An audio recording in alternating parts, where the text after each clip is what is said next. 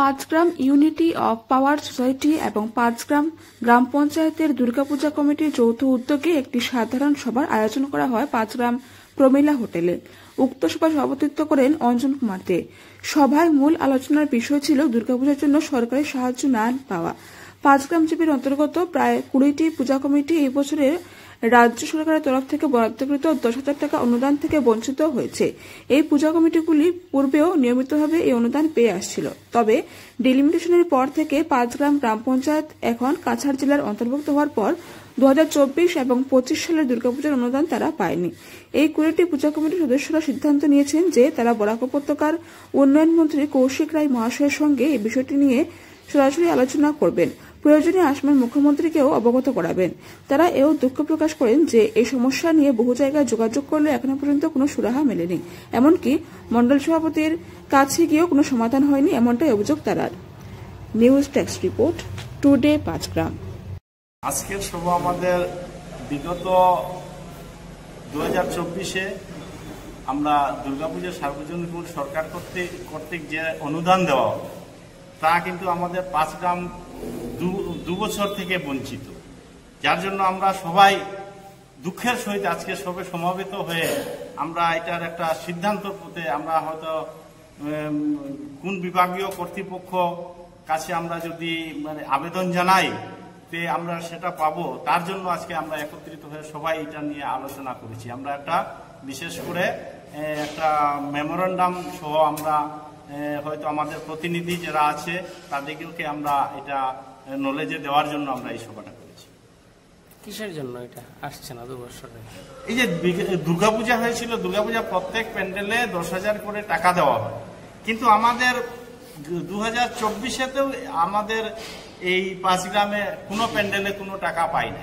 কতটি প্যান্ডেলে? হ্যাঁ, কতটি প্যান্ডেল? আমাদের প্রায় 20টা প্যান্ডেল আছে।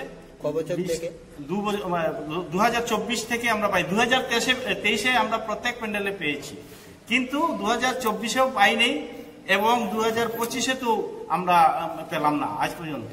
কেন পাচ্ছেন না এটা? এটা তো আমাদের কেন পাচ্ছি না সেটা তো যারা আমাদের কাছ থেকে নেয় আর কি, ওই ডকুমেন্ট নেয়, ওরা নিয়ে জমা দেয় কিন্তু পাই না। ওরা বলেছে এবার যে 2024-এ যারা টাকা পেয়েছে ওরাই পাবে, যারা 24-এ পায় না তাদেরকে কোনো টাকা আসে না। বলতে আমাদের আলোচনা করা হয়েছে বিভিন্ন কাউন্টার থেকে, মন্ডল জিপি মন্ডল উনিও বলেছেন যে সেইভাবে যে যাহারা 2024-এ পাই নাই ওরা পাই, যেমন বদরপুর মন্ডল যে আছে উনিও বলেছেন বদরপুরে 10টি প্যান্ডেলে পাই নাই এবং আমাদের পাঁচগ্রামেও সেইভাবে পাই নাই, শালচাপড়াতেও সেইভাবে পাই নাই। তো আমাদের জিপি প্রেসিডেন্টও সেই কথাই বলেছে যে 2024-এ যারা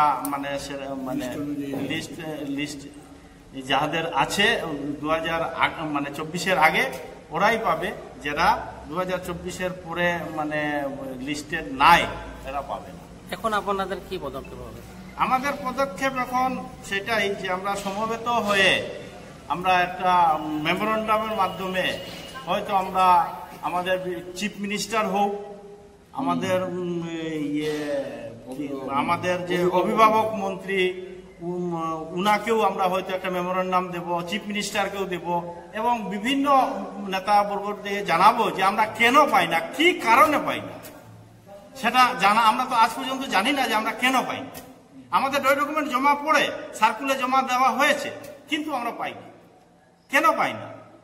এটা আমাদের জোরালো দাবি। আমরা প্রত্যেক কমিটি আজকে এখানে সমবেত হয়ে আলোচনা করেছি। আমরা আলোচনা করে এই সিদ্ধান্তে পৌঁছেছি যে আমরা এটা নিয়ে একটা মোটামুটি পুরা আমাদের চিফ মিনিস্টারকে যাতে নলেজে আমরা দিতে পারি সেইভাবে আমরা ব্যবস্থা নিচ্ছি।